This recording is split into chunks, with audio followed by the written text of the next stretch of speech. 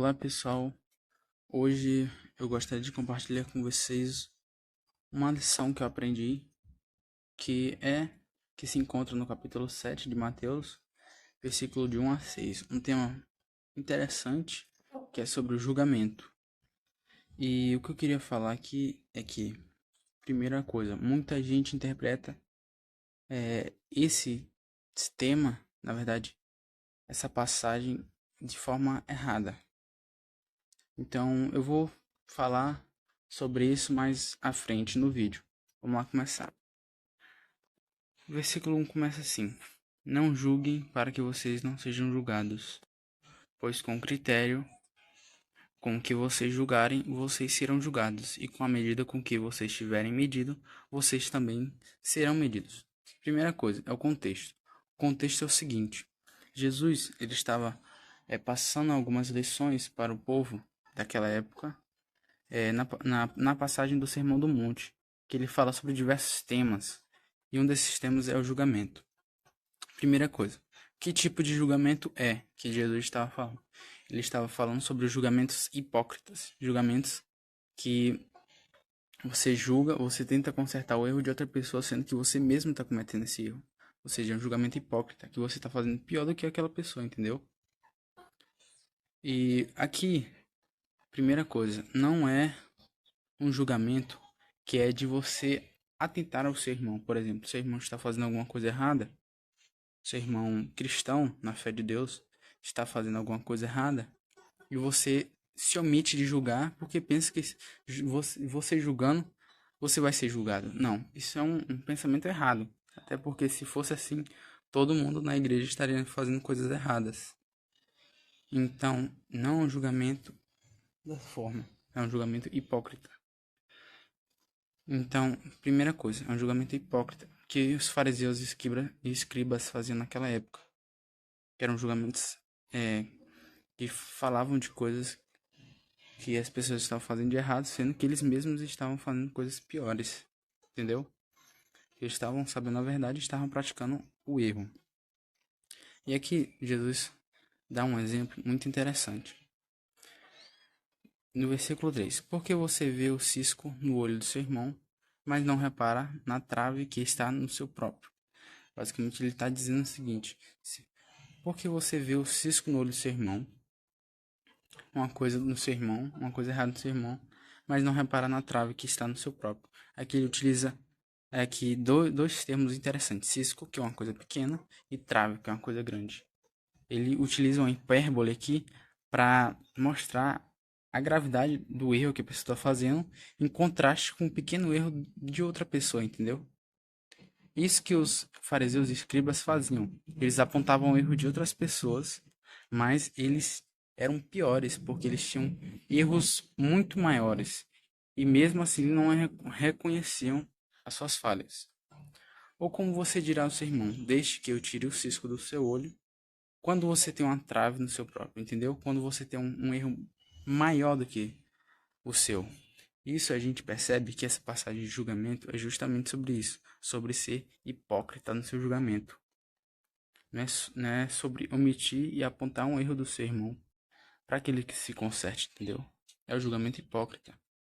Isso demonstra bem aqui no versículo 5. Hipócrita, tire primeiro a trave do seu olho, tire primeiro o seu grave erro e então vá ver claramente para tirar o cisco do olho do seu irmão. Entendeu?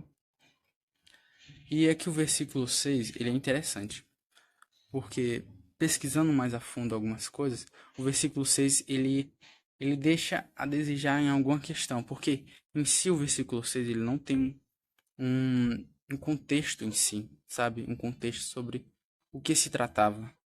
Mas, segundo alguns livros, diz que... Primeiro eu vou ler aqui, depois eu vou falar que os livros dizem. Não deem aos cães o que é santo, nem joguem as suas pérolas diante dos porcos, para que estes não as pisem com os pés e aqueles, voltando-se, não estralhassem vocês. Aqui é interessante, porque os cães e os porcos daquela época eram tidos como animais imundos. Animais que mereciam comidas imundas, entendeu? Então, aqui é basicamente bastante interessante porque o versículo 6 ele deixa, não é dizendo que a palavra de Deus é falha ou incompleta, mas em questão de interpretação, entende? É tida como um dos mistérios que Jesus passou. Basicamente é o seguinte, tem algumas que dizem que essa passagem trata sobre a separação do santo do mundano, do santo pro profano, entendeu? É essa diferenciação, é você distinguir entre o santo e o profano, entre o certo e o errado. Isso daqui faz bastante sentido, um contexto aqui do versículo do 1 ao 5, que fala sobre, sobre julgar, sobre você ter esse julgamento. Mas também a gente pode compreender o versículo 6 como você tem que distinguir entre o santo e o profano. Você tem que buscar fazer as coisas certas, entende?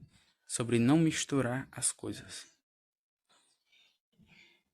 Até porque quando muitas vezes você tenta misturar o mundo com, com a sua vida santa, você acaba se enrolando, misturando essas coisas, misturando as suas vidas e acaba que você fica pior do que já estava, entende?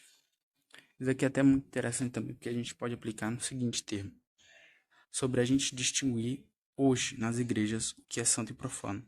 A mistura que estão fazendo nas igrejas também.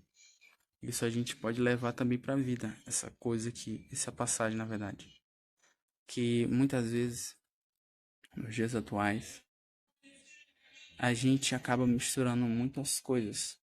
O reino de Deus com o mundo. Entende? Então é pra gente haver essa distinção. Basicamente era isso que eu queria dizer. Sobre essa passagem mal interpretada hoje em dia. Que muitas vezes a gente tinha uma visão errada sobre essa passagem. Sobre, não vamos julgar não, porque a gente não é ninguém para julgar. A gente pode ser julgado também mais tarde. Não é essa a questão. A questão é sobre você se julgar de forma hipócrita. Não é sobre você julgar e apontar o erro para o seu irmão. E ajudar, né, na verdade, né? Porque na palavra de Deus, a gente tem que ajudar o nosso irmão. A gente tem que ajudar o nosso irmão na fé. Entende? Como a união que existia na igreja primitiva naquela época. Tinha uma união entre eles. Entende? Onde cada um se ajudava, cada um apontava o erro e eles tinham uma comunhão entre si, entende? Então é isso. Essa passagem que eu queria deixar para vocês sobre julgamentos.